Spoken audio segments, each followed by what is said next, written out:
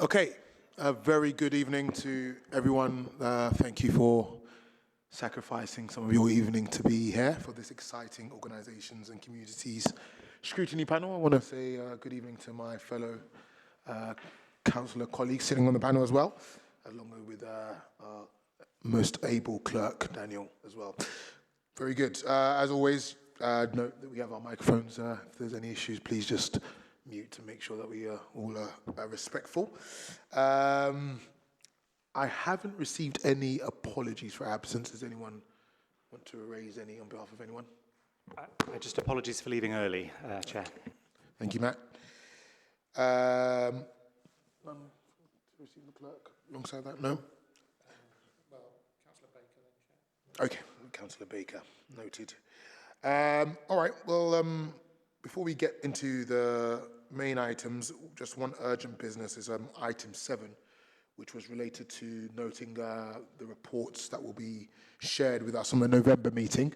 So just wanted to request the panel can note and agree that these will be the items on the next meeting. Awesome. Is that okay, Councillor Annenbrook? Okay, perfect. Any declaration of interest? No, none to recover. And are members happy for me to agree the minutes of the last meeting? Fantastic.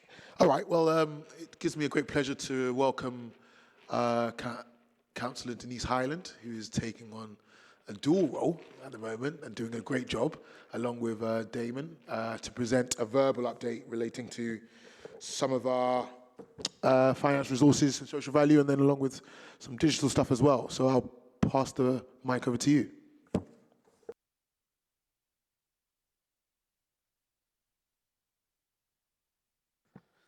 Good evening, Chair, and congratulations on becoming Chair of O&C, which is great. You've got a great team here. So we'll start with some good news. To do with council tax and business rates, relative to the rest of London, our council tax collection rates have improved and our rate exceeds the inner London average. And for business rates, we outperform both inner and outer London averages. Obviously, there's still room for improvement, and we accept that. But it's also great to be in that position because it wasn't always the case. In terms of the medium-term financial strategy, as a result of government consultation and fair funding launched in the summer, our team has been working through the potential implications for Greenwich. And the final government response to the consultation is expected towards the end of October or the beginning of November. However, it's expected to confirm a challenging position for Greenwich, in anticipation of which the team are working hard to identify options to address the consequent budget gap and responses to the consultation, with lobbying having taken place.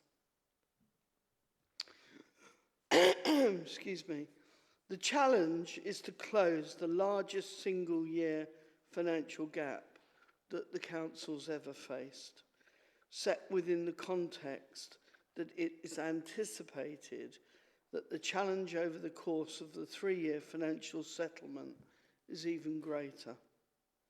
The team are embracing this challenge, incorporating this into the annual review of the MTFS and the production of a balanced budget for 2026-27.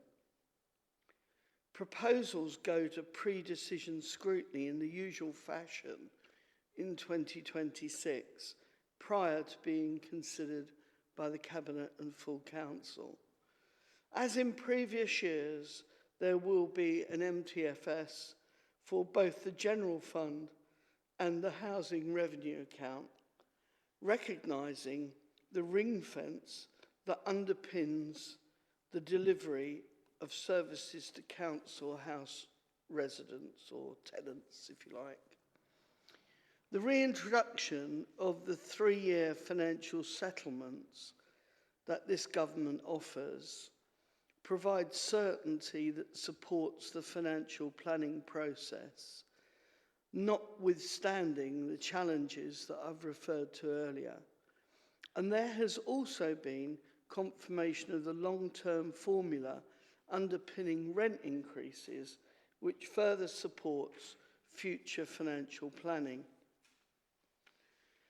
The financial cycle working through the production of the Statement of Accounts, in-year budget management and control, and the updating of the MTFS are integrated processes resembling the painting of the Forth Bridge.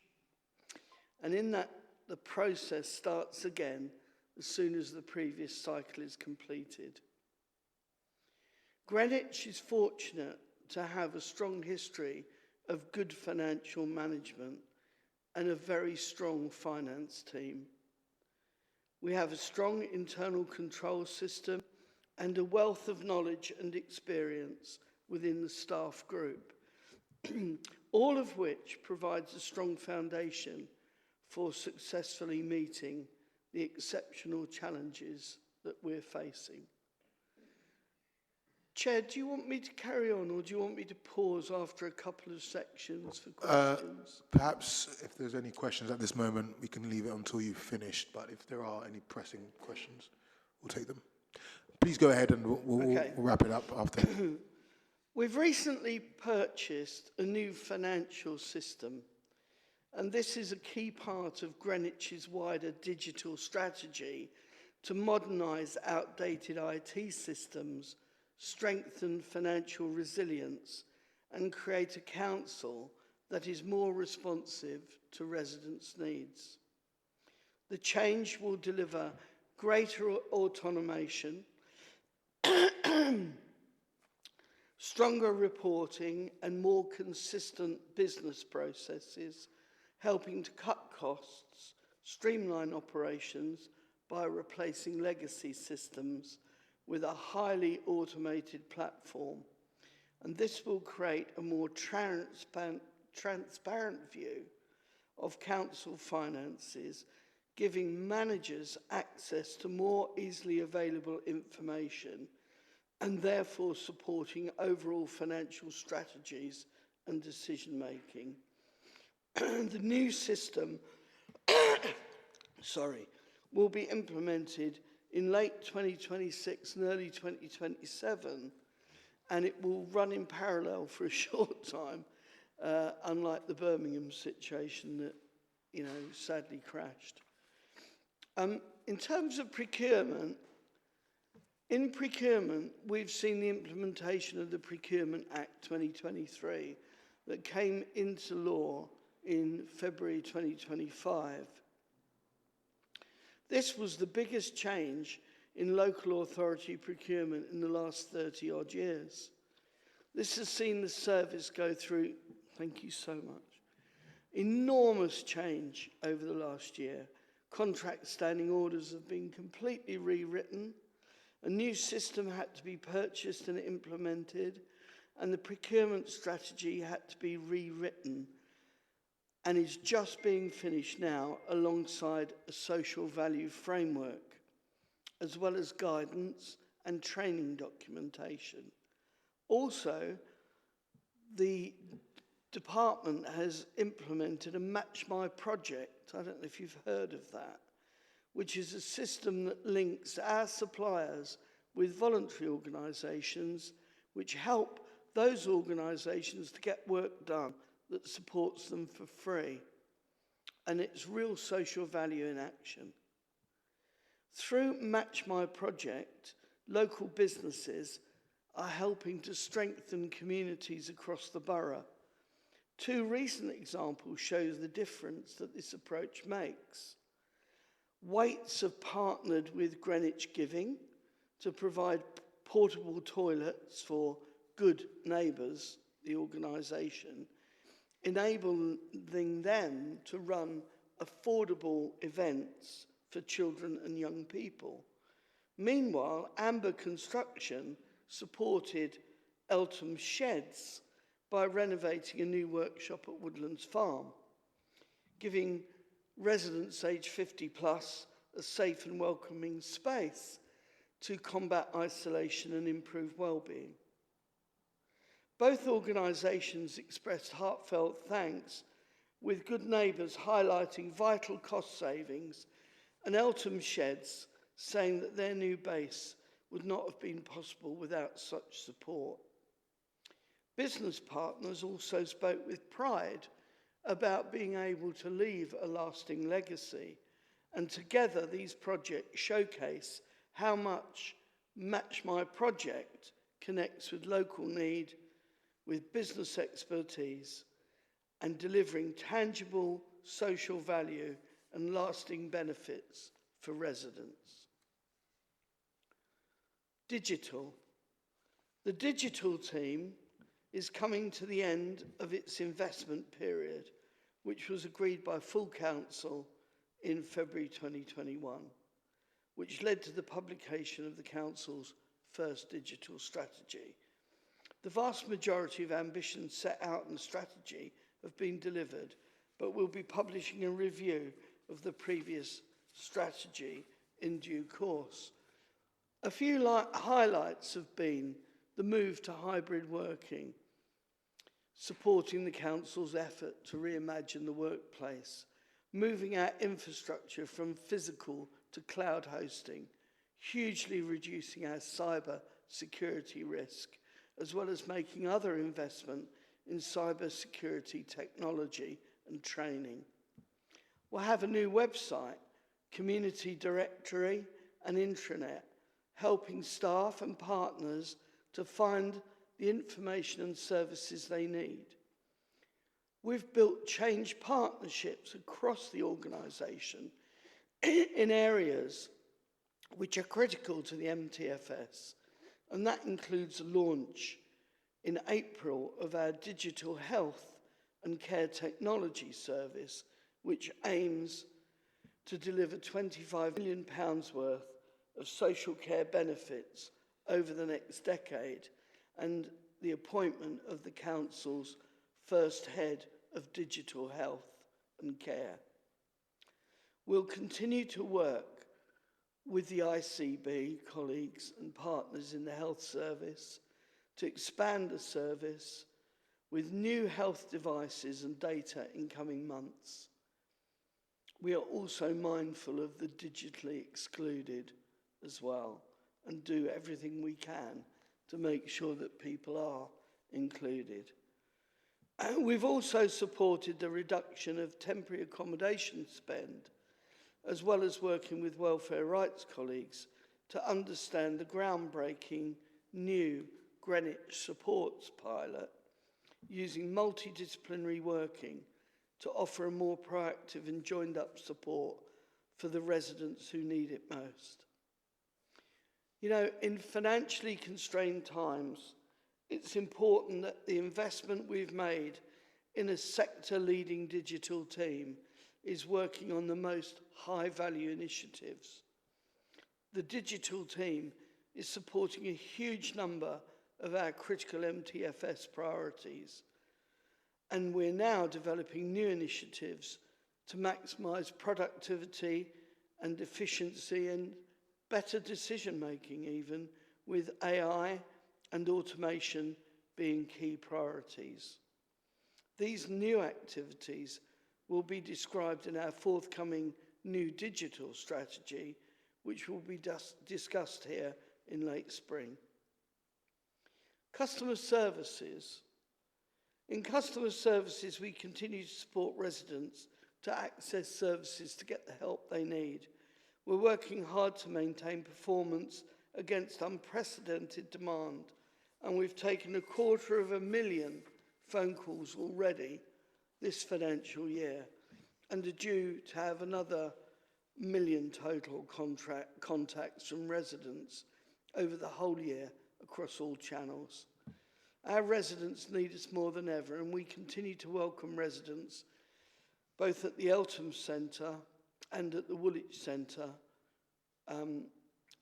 as our contact centres.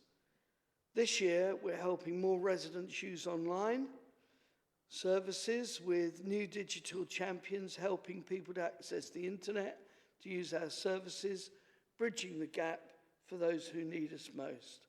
And of course, we've got the out-of-hours service available. We've had a landmark start to the year, transforming our existing telecare team to be the monitoring and response team for our new digital health and care service. And this programme is upskilling staff to make sure our residents remain safe and well in their homes, using mature data analysis to better understand and support those who have new technology devices in their homes. More widely, in customer services, we continue to support residents with mobility services, making sure that those who need it can move around easily using their freedom passes and their blue badges, or using the dial-a-ride scheme. And we run interpretation and translation services, helping our residents get the help they need, regardless of language need. And it's important to make sure that services that we're running are efficient, that we're using scarce resources on the residents who need them most. And we'll be transforming our customer services over the coming years using automation and new technologies and data. And we'll be helping those who can use online services to do that as easily as possible, whilst retaining other channels for those who still need them.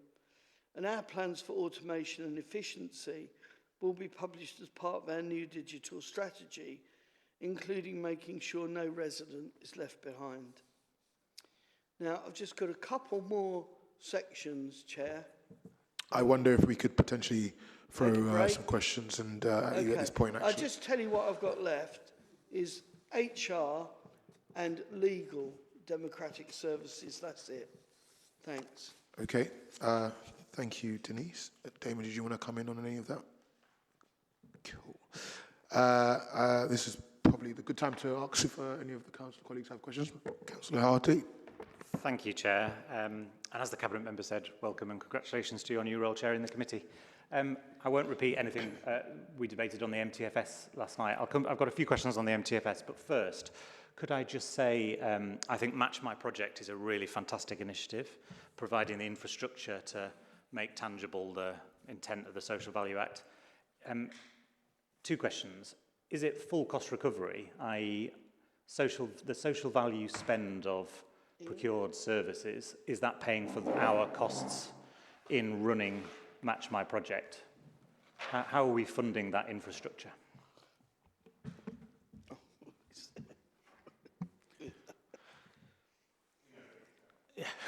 Thank you. There is a small cost. It's in the region of about 1,000 or so to actually license Match My Project, and there are some support costs within the procurement team, which is just part of the overarching supporting social value across the whole of the council. Match My Project is in addition to the embedding social value within the contracts itself. So this is an extra layer on top of capturing social value, whereby we encourage our local suppliers to sign up. And it's almost like not quite a dating agency, where you actually, suppliers can see what's on there, and we would encourage them to participate. There's been quite a few others as well. There's been some, I think, which I could go into in another time, but there is a small cost, but we're talking in the region of 1,000 or so and a bit of staff time to make sure it works. Great, that's really helpful, thank you. And then on the MTFS,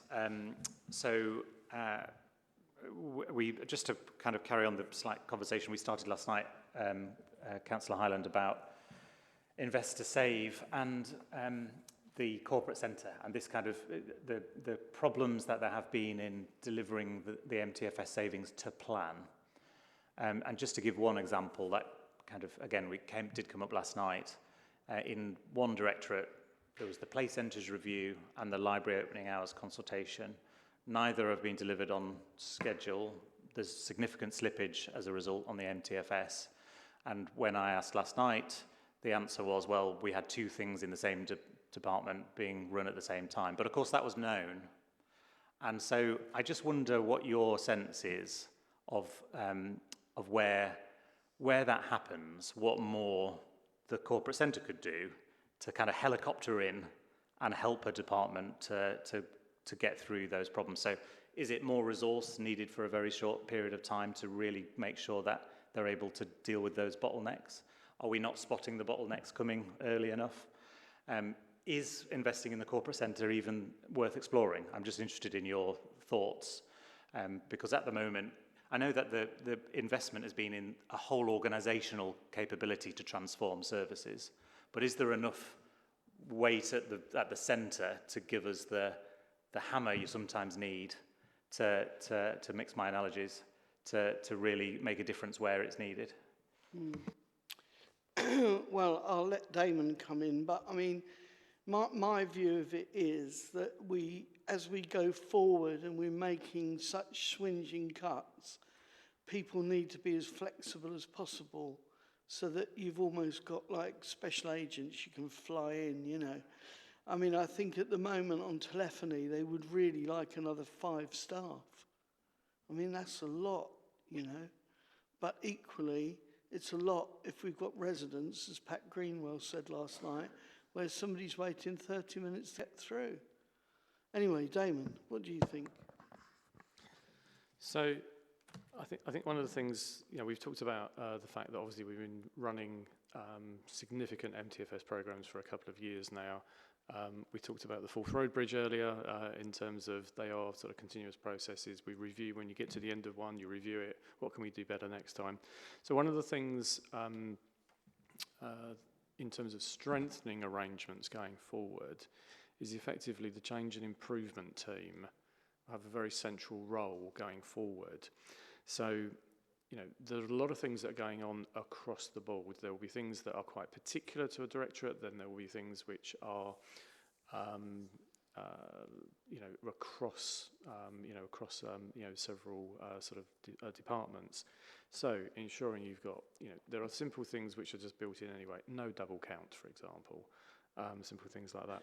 But having that strategic overview from a central point. But what's really clear about the you know, the change and improvement team is that's where, you know, the conversation of that sort of change, you know, needs to be, and having a direct line into the chief exec as well means that if there is additional, you know, work, heavy lifting, resources need to be put in, that line into the chief exec means that we, you know, going forward, we'll be in a position to ensure that we're applying the pressure in a very timely sort of fashion. And is there enough, thanks, it's really helpful. And is there enough resource in the change and improvement team, I guess is the question, because despite that being in place, there are these examples where just 2 projects have just collided and neither have been delivered. So do you need more resource there? So, you know, this is the modification going forward, is to have that playing a central coordinating role. It's not all about numbers at the end of the day. So that's why it's important. And we have benefited from 2 additional members of staff into that team. So we are absolutely putting the resource into the place where we think it's needed. Perfect, thank you. Any other questions? Yes, Councillor Dowse. Thanks. This might not be the right time, it might come after HR, but I'm just interested that ever since I've started here as a councillor, we constantly seem to be in a state of change and flux, whether that's just because of sitting on scrutiny, that's all you hear about, but there is always change. And I'm just interested how that affects, especially as a lot more is coming, how that affects staff morale and whether recruitment has become a bigger problem. We're going to invite Steph up for this one. I mean, I'm going to talk while Steph's coming up here. I mean, basically, there is a lot of change. I mean, if we go back, I don't know, probably getting on for about 10 years. I think we had probably about the 4th lowest turnover in London. That could tell you a number of things. You can interpret that many different ways. But certainly after, certainly when we sort of think about sort of the COVID period and thereafter, turnover in the organisation significantly shifting anyway. The workers these days will tend to be more mobile and, how should we put this, if you look at the longevity of people in the council in terms of their career and length of service in there, it is much shorter than it used to be. So we are turning over, and that's happening more across not just Greenwich, not just councils, but in the economy generally. People are turning over more and more. So organisations and councils do need to appreciate the fact that there is more transience, people coming in and out of organisations. We talked about customer services just now, so it's worth bearing in mind in customer services, for every 10 people that would come into customer services, probably half of those will probably then actually move to another role in the organisation. So it's a great place to start in the council. You learn, if you're actually in customer services, you're actually learning about lots of different places at the same time. They go on to work, so it's a really great place for people to start their sort of careers. But that means that there is a lot of churn in that area. So as Denise said, looking for more people in there because people are moving on into other parts. But Steph, do you want to talk more about impact on morale? Thanks, Damon. I think the short answer to that question essentially is yes. I think it's probably very widely known change is obviously going to have an impact on staff morale. I think the important thing to sort of note in the context of that is the recognition of that corporately. So I know Denise will go on to talk about some of the activity in HR, but one of the fundamental principles of the workforce strategy, for example, that was delivered in April, was recognising the importance of staff engagement in, essentially keeping that temperature check of what the mood amongst the existing workforce is, but looking at the tangible action that we can take, including some quick wins so that we are maintaining that engagement with the workforce and we understand where some of those challenges are, so that we are thinking constantly about how we address some of those issues. So I think just to sort of talk about some initial examples, so we did deliver a whole staff survey in 2024, which generated an action plan. There is activity aligned with that, so we did some very close partnership working with the LGA to look at some quick wins and activities that the organisation could commit to delivering over the next 12 to 18 months. And one of those things was looking at investment in comms, for example. So I think it's a huge programme of work that the organisation already mobilises in terms of creating spaces for engagement with staff. I think some of the challenges that survey identified was that some of the messages around that weren't perhaps landing. So really positive, I think, to see investment in communication with staff and making sure that we've got that two-way engagement, but also looking at engagement activity as part of a life cycle. So rather than it being a point in time, what are the mechanisms that we're utilising to make sure that we're continually engaging with staff? And there's lots of forums around that. But I think it's really important that we give that the credit that it needs and the focus that it needs, because absolutely, I think as Damon describes, and the second part of the question there was around recruitment, retention, whether that is starting to materialise in terms of challenge. Again, I think the short answer to that question is yes, absolutely. And what we saw coming out of COVID as well is where we've traditionally struggled in some areas with recruitment and retention to some of our sort of more high-skilled roles, is that actually we're also finding it very difficult to attract, recruit and retain staff in places where perhaps we've not had challenges before. So some of our entry-level roles, for example, a lot of competition now with the private sector, but you know, in areas where perhaps you wouldn't necessarily have thought that your competition was. You've got Tesco across the road. You know, when we're looking at comparability in terms of hours, you know, reward, benefit, pay, there's all sorts of challenges that those, you know, problems start to present. So again, that's been really intrinsically brought out as part of the workforce strategy and in terms of starting to think about areas where we know we can't compete quite as well, but actually what are the things, the non-financials that we need to be able to speak better to in our recruitment activity. I think a lot of that is about speaking to the values of what it means to be a public sector, the fact that we are a place-based organisation, the fact that we can really be a part of transforming residents' lives with the value of the work that we do and how we translate that into the market. So certainly it's recognising those challenges. I think importantly it's looking at the activity that we put in place so that we can address those things.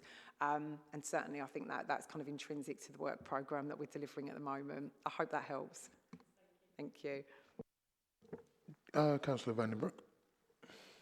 Thanks. I've been holding back because I wasn't sure whether the question I've got is to do with the digital, but I think it's not. I think it's more what you've been talking about. And it's about the website, which I'm pleased it's better. And there are times, it's not about the technical. You know me, I'm not going to talk technical. It's about content and sense that I'm not sure, has each section got people who are responsible for the content and updating content? The kind of thing that gets me is that only recently, very recently, was the political composition of the council updated on the council website. The fact that we had a Green councillor wasn't mentioned for quite some time. There's stuff like that. And it just needs to be, or at least on the page I was looking at. It might have been on another page, I don't know.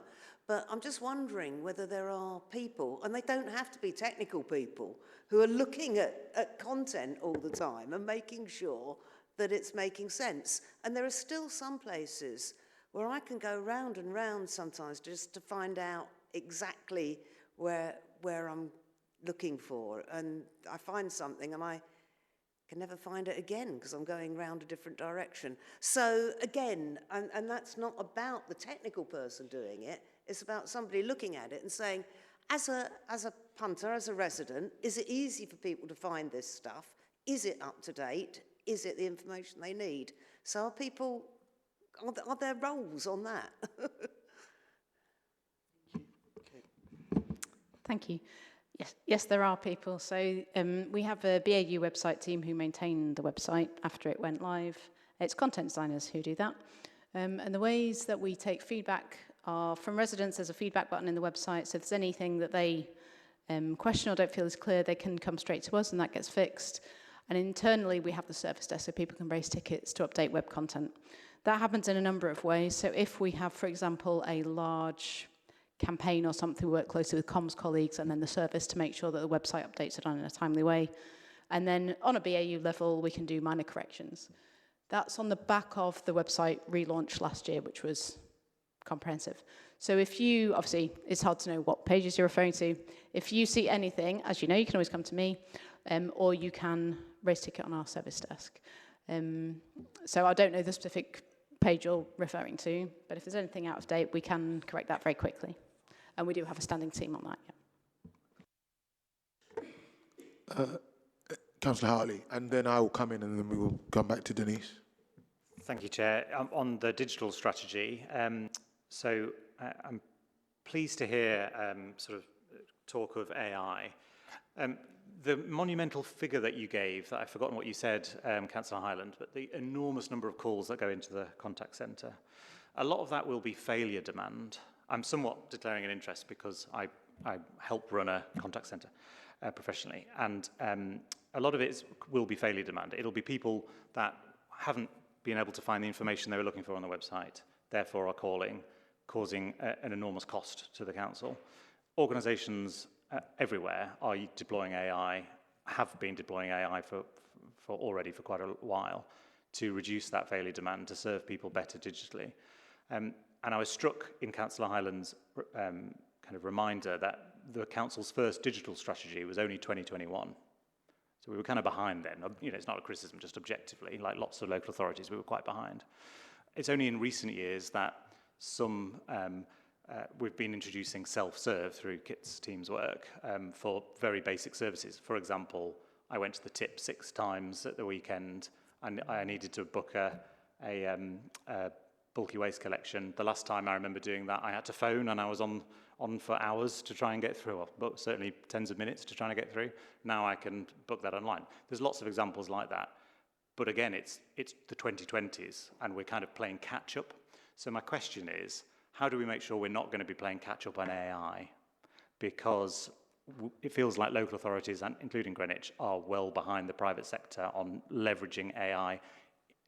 And I'm really talking about customer services in particular. Yeah, thank you for your question.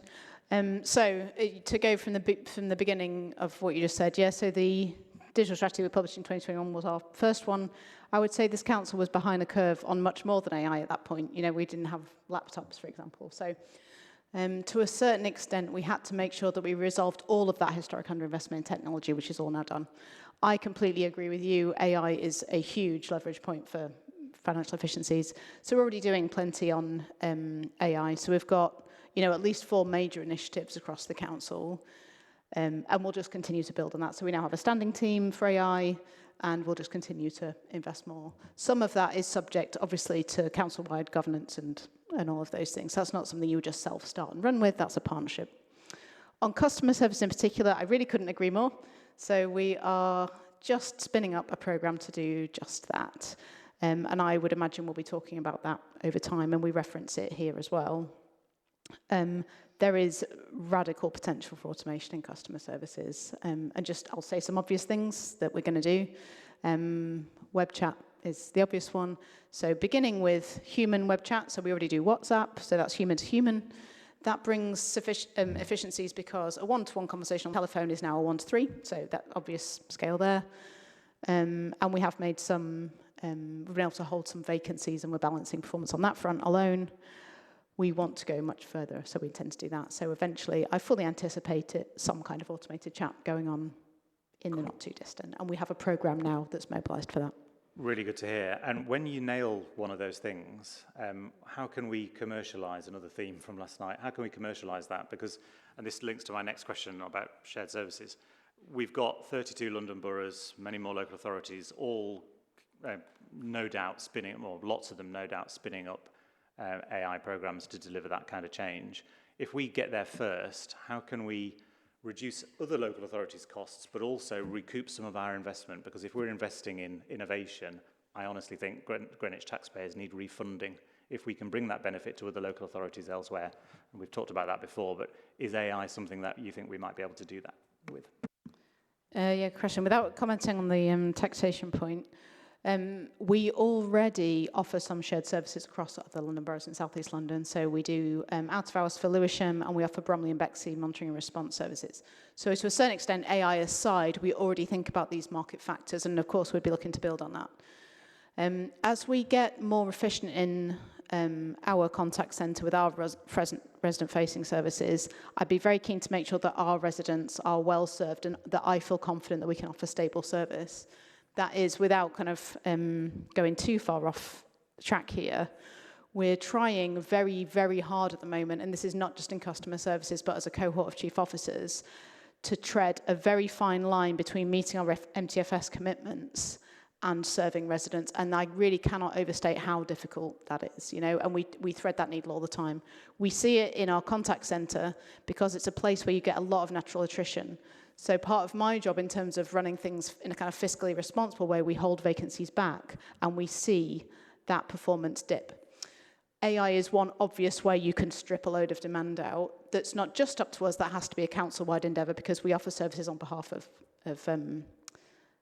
other service lines. Given all of that, so that's all my caveating, once we can stabilise, and I'm confident that our residents can get what they need from us in a safe and swift way, I don't see any reason why wider market factors couldn't be taken in. there's no, as far as I know, there's no London-wide conversation on that single thread, but there are so many London-wide conversations on the AI front, and I think it will come up there. Great, and I think we should just start that conversation. And my final question, if I may, Chair, is on shared services more generally, a hobby horse of mine.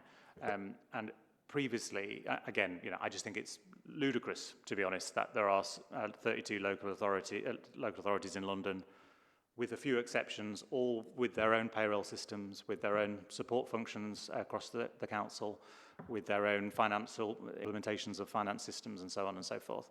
Whenever I've suggested this, particularly since 2022, the administration's been clear. It's a question to Councillor Highland, really, that you're not going there. You're not going down the shared services route. And the leader and I have had lots of conversations about it. Given the new macro circumstances, the new MTFS huge hole in the next 3 years and beyond, are you prepared to reconsider that shared services point? Actually, as other inner London boroughs are equally particularly affected. We will consider everything and anything. Nothing's, no toys out the pram there. The issue is, we do, as you know, anti-fraud for Bromley, but that isn't a shared service. That's like we sell that service to them. And that actually works better than a shared service. You don't always save money through a shared service. And we got our fingers burnt a bit with GS Plus when they were doing work for Bromley and we were paying London living wage and they didn't want to. And so it can be sticky. It's not always plain sailing. Except that it can work, though, very well, and there's lots of examples where it has. So thanks for the answer. Thank you, Chair. One or two final questions from me. One actually relates to HR, Stephanie, so one I'll probably aim at you. But the first relates to, again, anti-fraud, actually, because I saw an article today by the BBC talking a little bit about the Cabinet has actually reclaimed around 480 million in relation to anti-fraud, claiming back loans, unpaid tax. I'll share the article because I realise it's probably no one's seen it maybe. It's called the Fraud Risk Assessment Accelerator, and it's an AI tool that they've used to essentially reclaim payments. And I wonder if we could look at that perhaps within our council, because I realise technology can really help us ensure that we are claiming back where necessary. Perhaps a question relating to two things. The financial system that Denise, you announced, what is the name of that? And then perhaps on the digital front, where do we think we still are making a lot of shortcomings or errors if we were to give an honest criticism of our digital apparatus?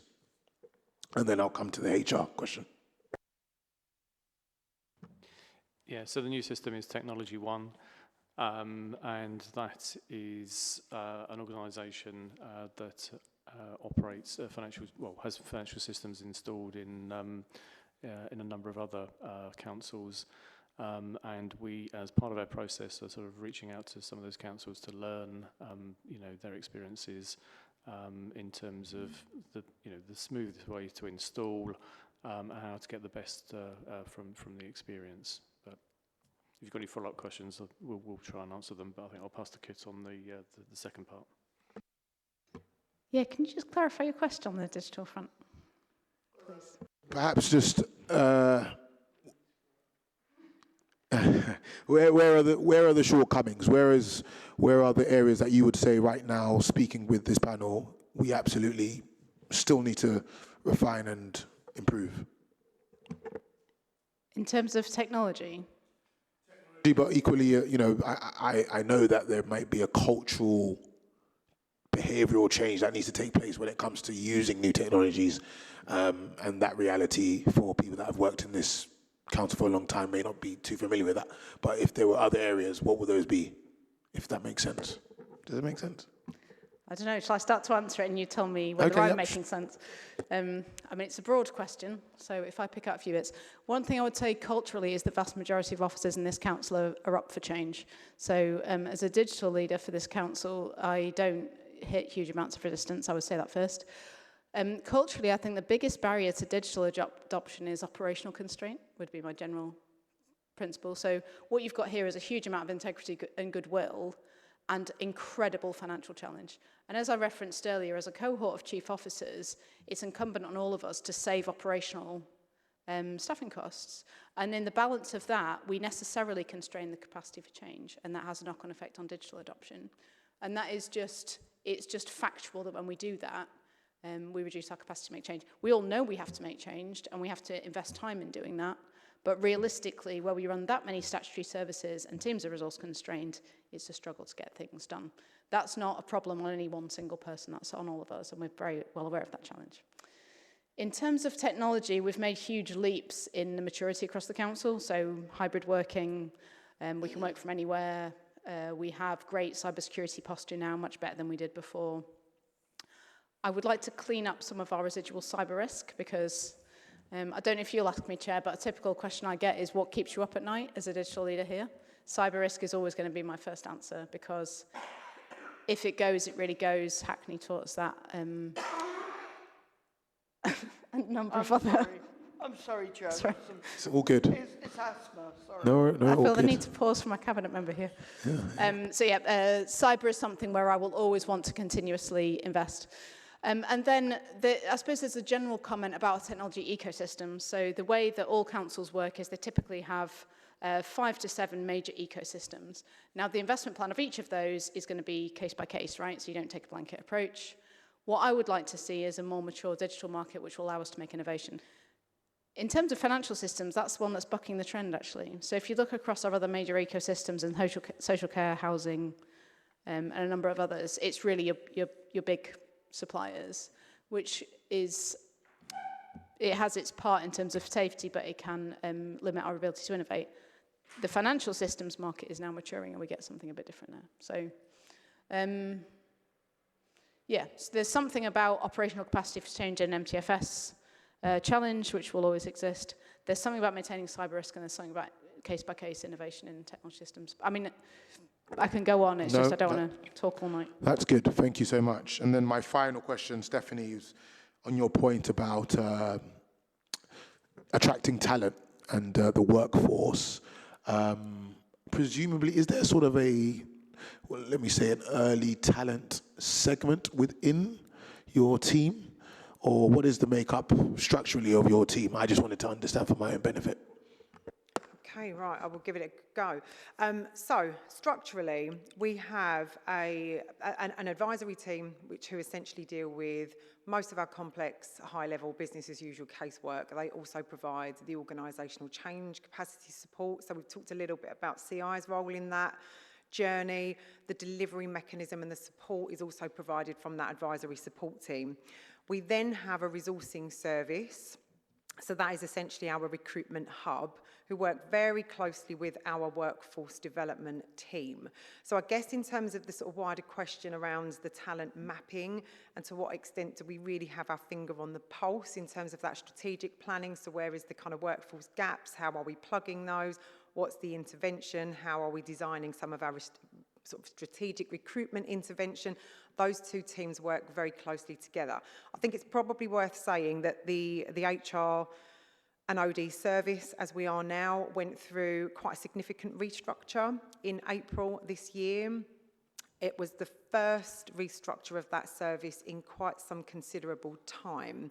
And the principles of that change essentially were about building an HR service structure that was designed to deal with the kind of basics on the ground day to day, but also to start to build capacity that would support the organisation to deliver on a number of its priorities, primarily taking its lead from the MTFS and a lot of the challenges around the programme capacity and delivery support.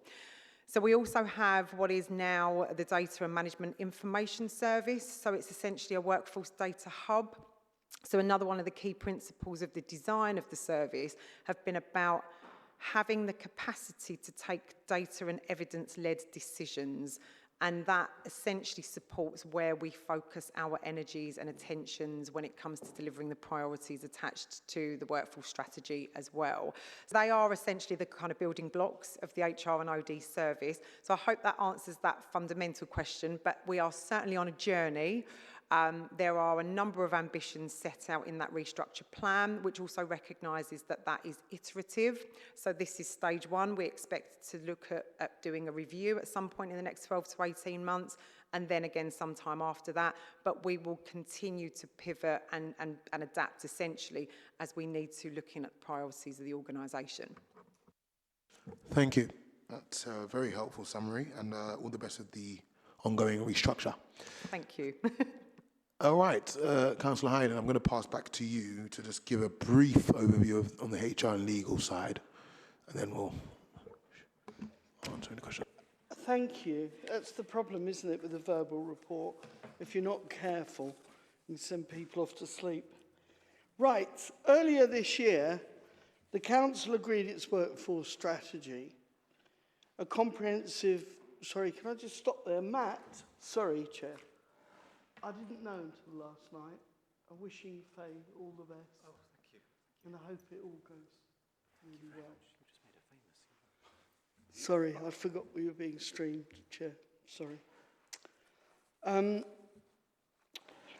support the delivery of our Greenwich Plan, the medium-term strategy and the staff survey action plan, the strategy forms the foundation of the HR work plan over the next 4 years, and a full report detailing progress against delivery will be brought to this committee in January 2026.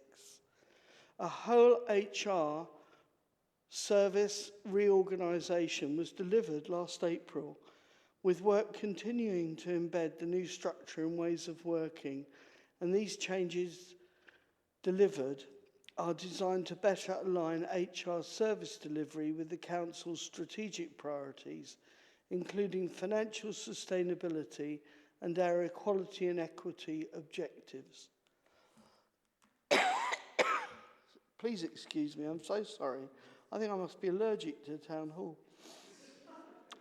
A full review of our corporate HR policies continues to ensure that they are modern, consistent and fit for purpose. The team are also preparing for the implications of the government's new Employment Rights Bill. This is the most significant upgrade in employment rights in a generation. And we continue to work with the trade unions across employment matters. In parallel, the service continues to support the delivery of the Council's Staff Survey Action Plan, an activity centred on addressing 3 key areas identified for improvement. Planning for the next full staff survey is now underway, which will help us measure progress and identify further priorities to improve staff engagement and well-being. We're working closely with colleagues in digital to implement a new applicant tracking system, and this will streamline the recruitment process, improve user experience, and enhance our workforce data capabilities, particularly in relation to equality, diversity and inclusion reporting and intervention in this area. Alongside these strategic initiatives, we remain focused on delivering critical business as usual activity, and this includes managing high volume, complex employment relations casework and organisational change activity. We're improving how we record and report this work to identify risks early and support better outcomes, and additionally, we're developing new training in partnership with legal services to strengthen people management capability and reduce tribunal risks. Last section, Chair, is legal and democratic. The service continues to experience spikes in demand, particularly in regard to safeguarding both adults and children, and housing disrepair. And these service areas deliver statutory services. Therefore, the service continues to respond to demand. However, greater collaborative working with directorates within the framework of the Operational Partnership Agreement is more proportionate and an appropriate use of legal services, while greater automation and streamlining of processes, for example, the preparation of court documents, the virtual signing of agreements and workflows, is leading to greater efficiencies. Now, whilst this has resulted in improvements in process, it has not resulted in a reduction in demand. It is anticipated that demand will continue to rise, particularly in providing legal support to the Council's medium-term financial strategy and budget proposals. Demand will continue to outweigh the established staffing resource in many areas.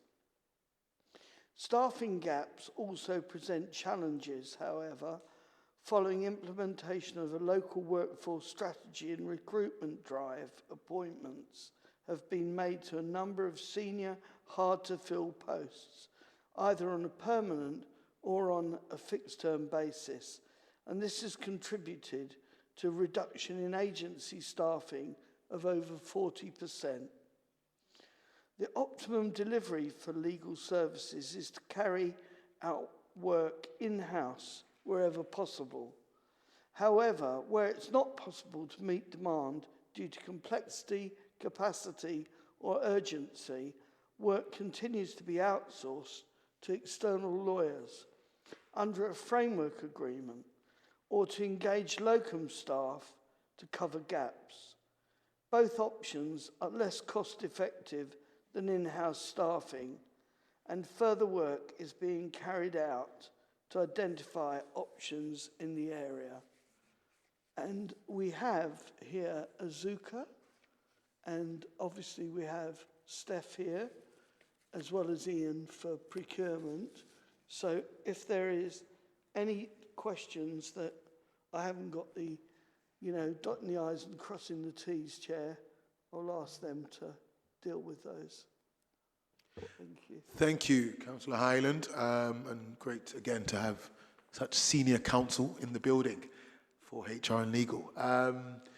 Is there any questions from my colleagues on any of what's just been raised?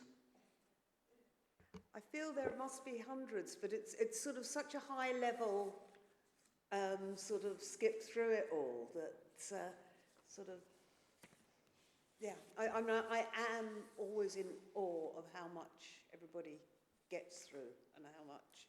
So, I'm going to do something about thanks to everybody and the teams because, and how committed everybody is to the work that you're doing. Thank you, Joe. Yeah. We'll leave it there. Thank you, Councillor Vandenbroek. Okay, well, I've got one or two questions. And yes, I would echo what's been said already. I think it's, there's some roles that are slightly greater than others, and legal and HR can sometimes have great days. But I guess one thing to focus on would be just around the tribunals process and how we navigate that. I mean, what exposure are we facing financially, to that when we go through tribunals? And is there work being done to perhaps improve, how we can go about that process and safeguard the council's interests? Steph? I'm happy to hear from both Steph and Azuka, if they have points of view on this.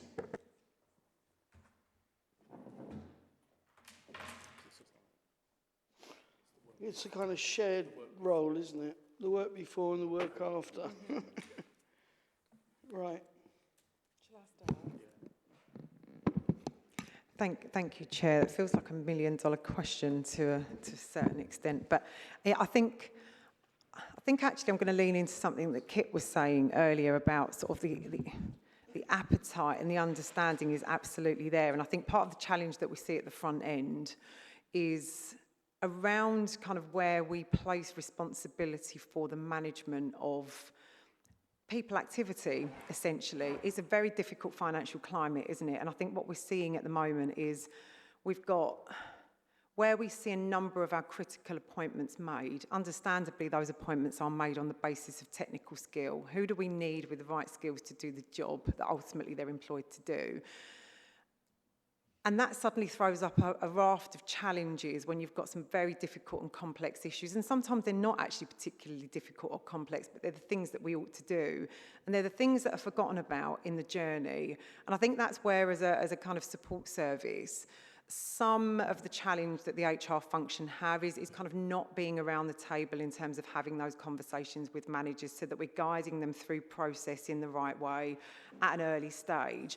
Now, again, I think we've talked a lot about some of the change and improvement that we're trying to make through process and engagement. A lot of that is about raising the profile of the corporate support services as well, so that we are actively encouraging that engagement.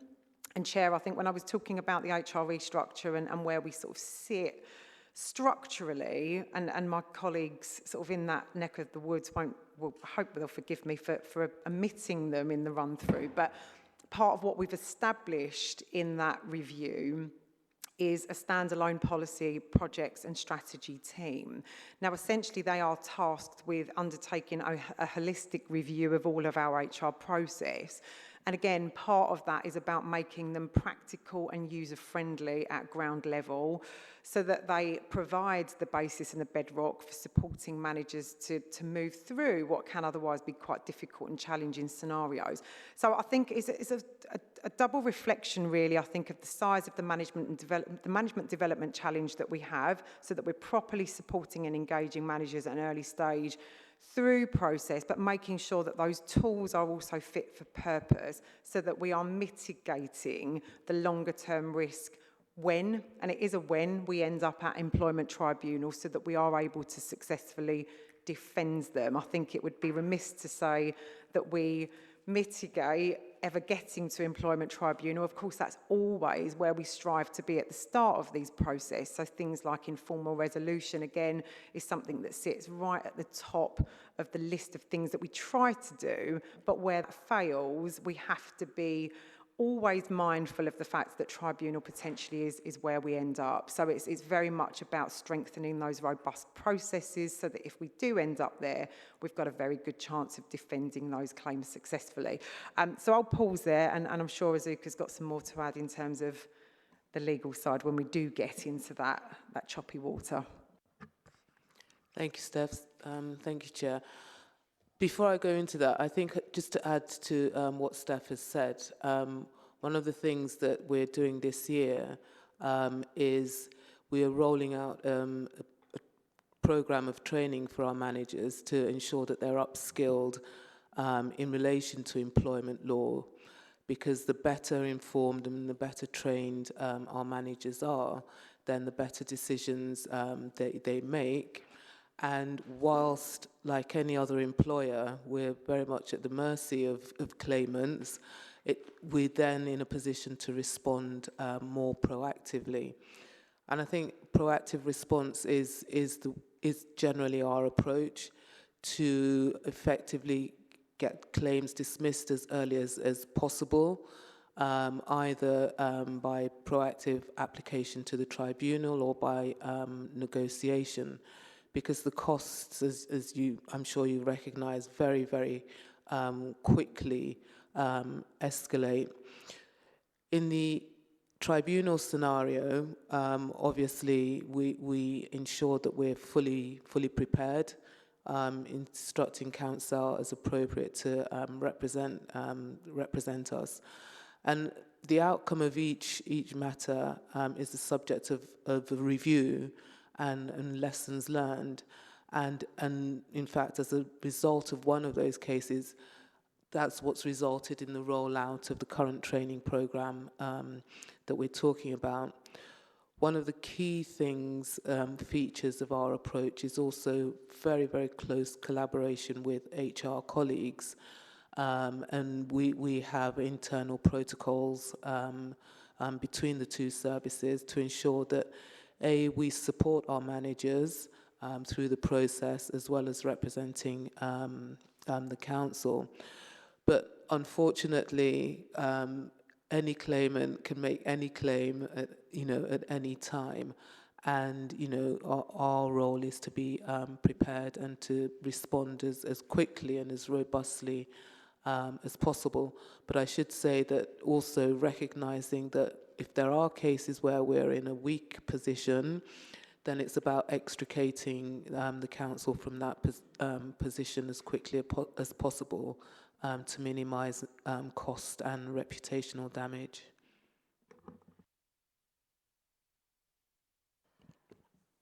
I've got a phrase that you said, Steph, echoing around my mind.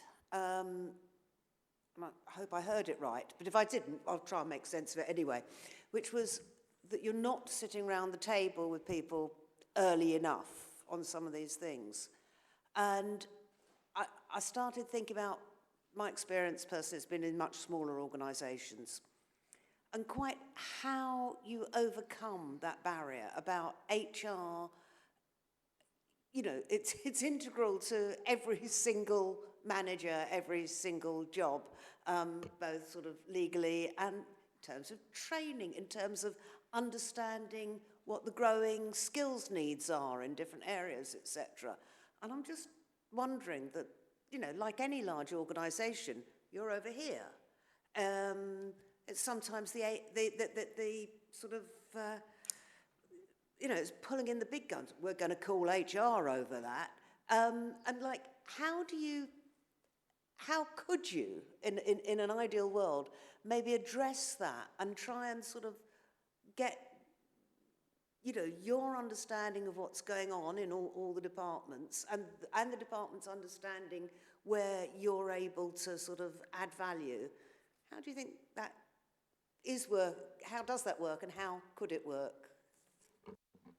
Yeah, I mean, I guess what I'll start by doing is try and dampen any kind of misrepresentation. I think that's resulted as a result of that comment that it's a kind of systemic wide issue.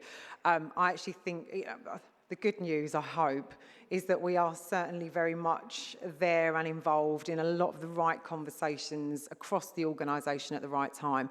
That doesn't mean that there won't be instances sometimes where at ground level in certain, operational sites, for many of the reasons and challenges we recognise, that sometimes it might take a little bit too long before perhaps thinking kicks in that we perhaps need some additional support with this, and that's where we engage with our HR function for advice.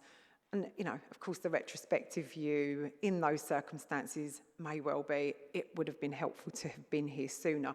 But I think it's probably also really important to say that, again, and I think there's already been some discussion this evening about the link back into the chief exec and representation at the GMT table. So I think there's absolutely recognition of the role of HR as an enabler and impressing that message, empowering the function to be clear about the value that it adds in a lot of those conversations. It's not just in the operations when things go wrong, but exactly as Azuka had described in that proactive space about actually how do we support with ensuring we don't get to that point in the first place. And that's essentially how we take our leads in terms of designing the right intervention that this organisation needs. It's about being around the table with DMTs so that we understand at service level actually what's the tailoring that's needed there, but building and establishing that relationship and that rapport. And we do that, which is the really good news. So I certainly wouldn't want to leave the impression that this is a systemic issue, but certainly, there are occasions when we know that there are opportunities missed. But I think just echoing Azuka's words, it's really about how we take the lessons that we learn and use that sort of productively to tailor intervention and have the conversations in the right places. So I hope that helps to sort of clarify that slight nervousness that I sort of sense there. Thank you. That's all the questions, I believe, from the panel. So I wanted to say thank you for that, and we'll move swiftly on to the next agenda item, and also say thank you to Councillor Denise Hyland for your constant commitment to seeing the best of the council. It's been a busy few days for you, I'm sure. Thank you very much, Chair, and apologies, I forgot the Olympics when I spoke to the Leader of the Opposition, which I can explain to you at some point. Thank you. All right. Okay, we'll move on to the review of non-property council stock assets. And I'll invite Damon and Kit in case they have anything to say before we'll open the floor for any questions. Over to you. And then there were one. Right. So you don't all have to be incredibly fascinated by this. It is essentially a list of our major tangible and intangible non-property assets in digital. So it's not there to entertain, it's fair to say. However, there are some important points to be made in there. So the Commission asked us to do a few things, which I think in the context, again, of the MTFS are very sensible things, very sensible questions to ask. We've listed out our major big digital assets. It would be very difficult to list every single one because we have literally thousands of data sets, for example. So we've tried to give a flavour of what we do. We've tried to give a flavour of where we seek value for money, and I'm happy to take questions. There are very limited opportunities at the moment to monetize digital assets. So, I mean, again, I'm happy to take questions on any of it, really. But the point of this was to make sure that we give assurance that we're doing the right things and meeting our compliance commitments. Thank you. Any questions from the panel to start with? Councillor van der Broek, I saw your finger on the pulse. I'm really pleased that you're trying to make sense of sort of, yeah, I said before how shocked I was at how many different pieces of software there are, and you're trying to make that make more sense. And I know this isn't the main part of it, but it is part of it, is the software used for councillor casework under review? Because it is inaccessible, it cannot be efficient, many different people access it, but not the councillors, and I don't understand why we have a system that we can't look at. Sorry, it's not really what this everything else, wonderful. It's the one that sort of hits me, and I just feel that an awful lot of people do a lot of things with it, and yet it doesn't do what it needs to do.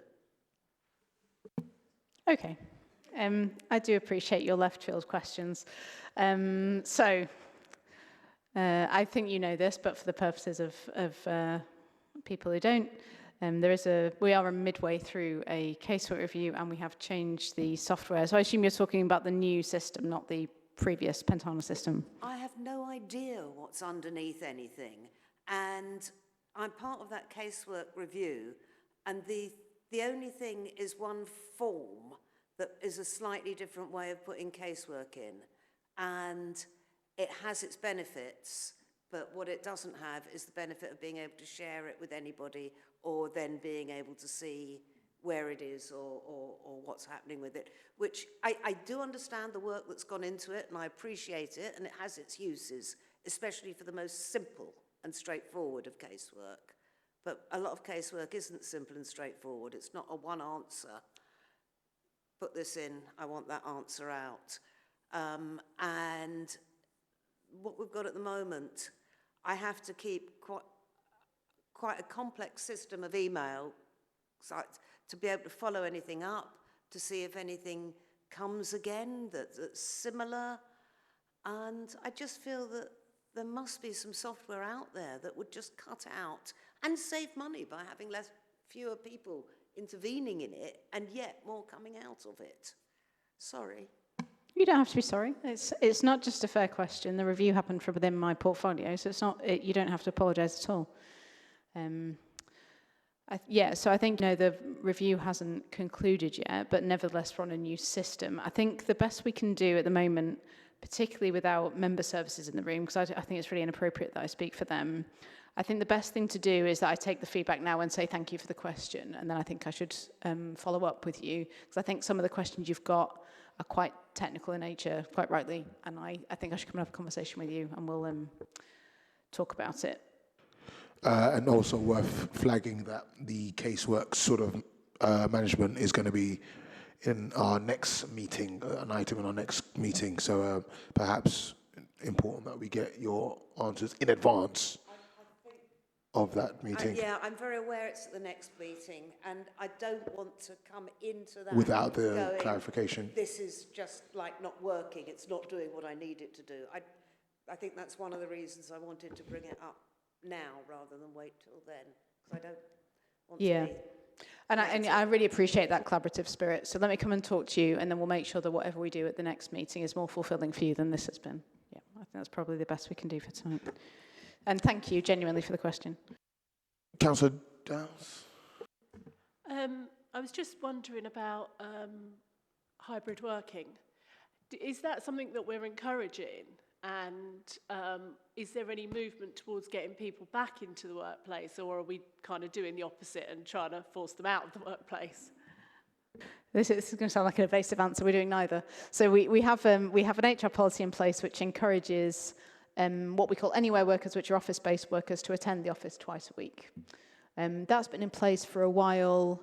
So again, without Steph in the room, I won't comment on HR policy, but as an officer who is an anywhere worker, it works pretty well. So I think that's a successful and stable policy. The hybrid working supports that.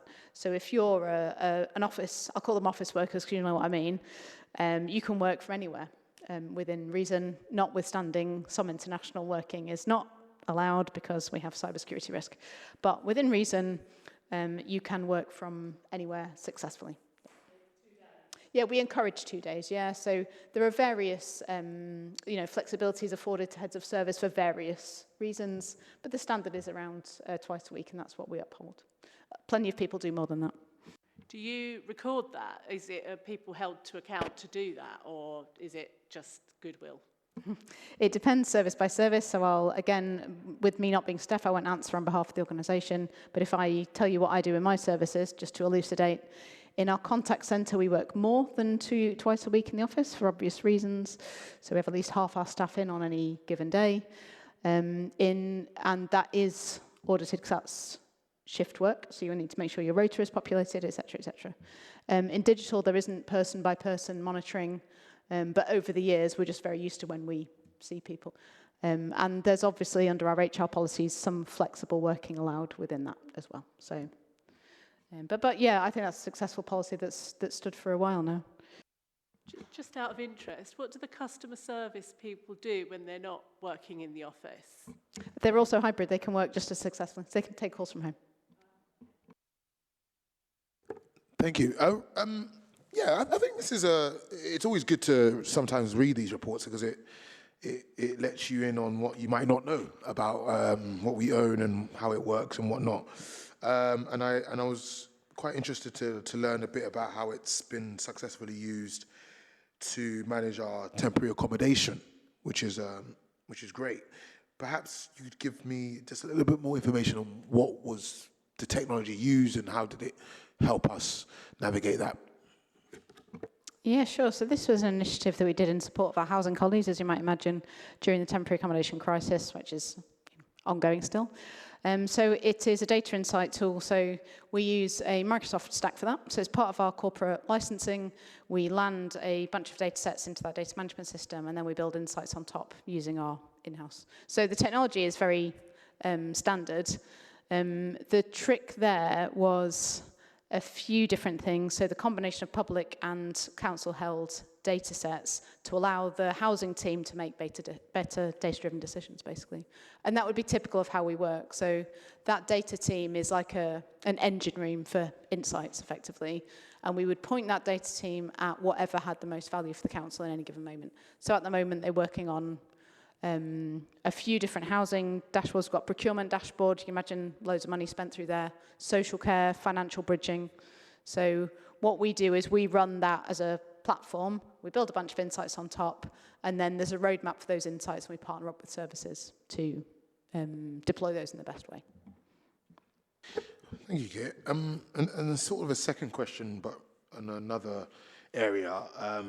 I wondered if you could confirm first whether, because I couldn't see it here, whether cameras would be considered a non-property or building.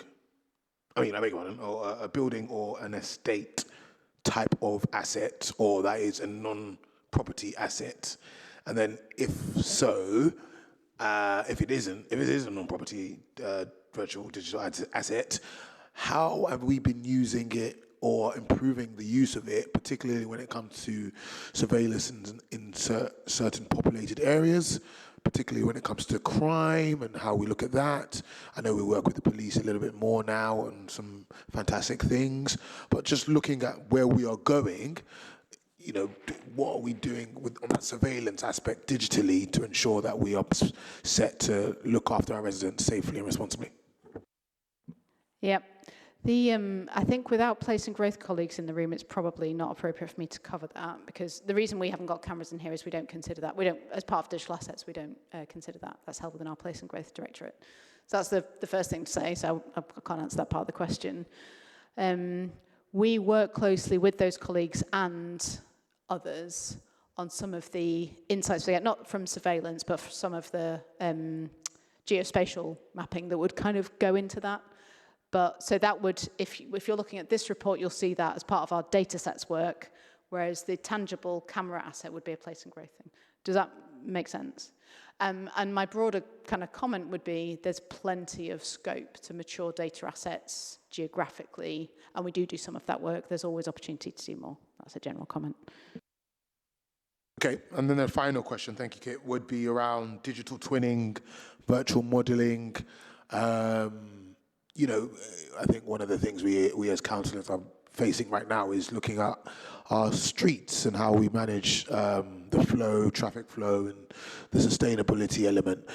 I mean, what data would you say is helping us as councillors inform the decisions we make? Or would you say, is there advice for us as councillors to look at how we approach when we are looking at data and making decisions that are obviously impacting residents?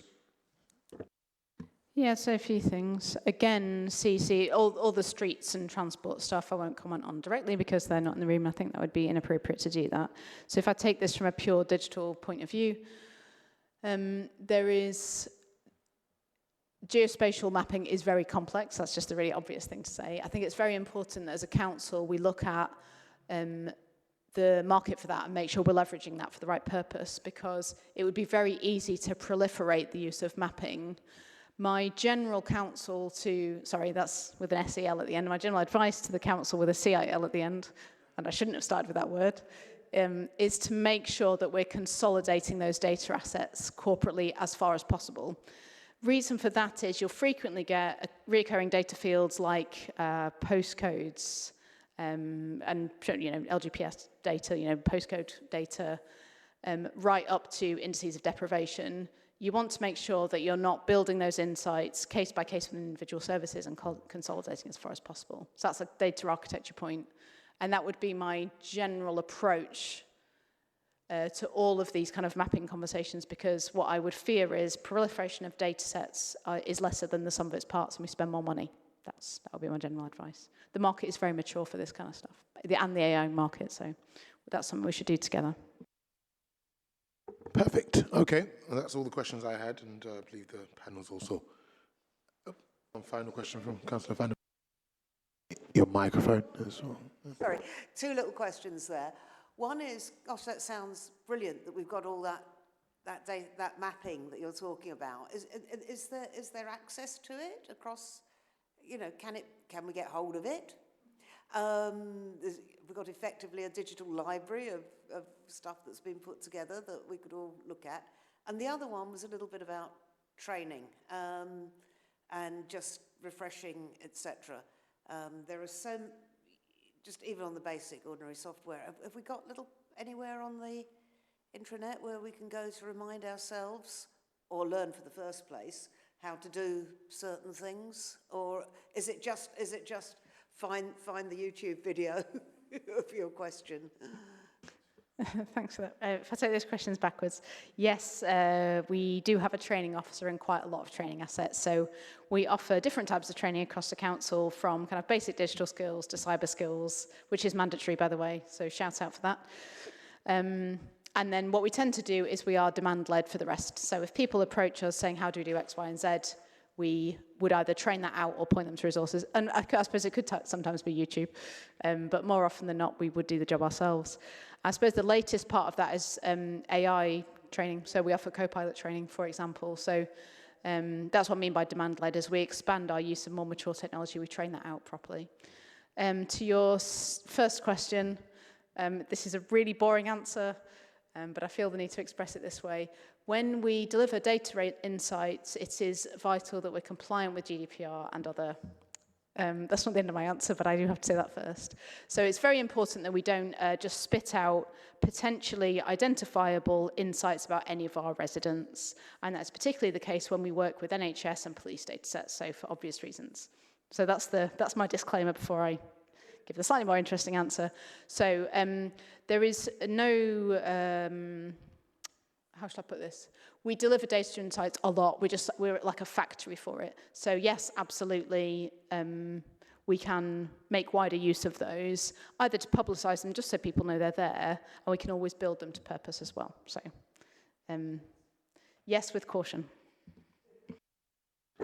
And on that note, I think that concludes the items to consider. And thank you for the report once again. And yes, well, we'll definitely keep things moving on this front. Before we go, for our panel members, we obviously have to confirm the scope for our next scrutiny meeting, which is on the 20th of November. Do councillors have any comments on the items, customer service performance and casework management that we'll be looking at? Anything to add? No? Cool. Is that okay? Awesome. Perfect. Well, I think that wraps things up. So I wanted to say thank you to our panelists for joining, and also for our able guests. Damon, it's always great to see you, and Kit, it's lovely to see you as well. And have a very good evening.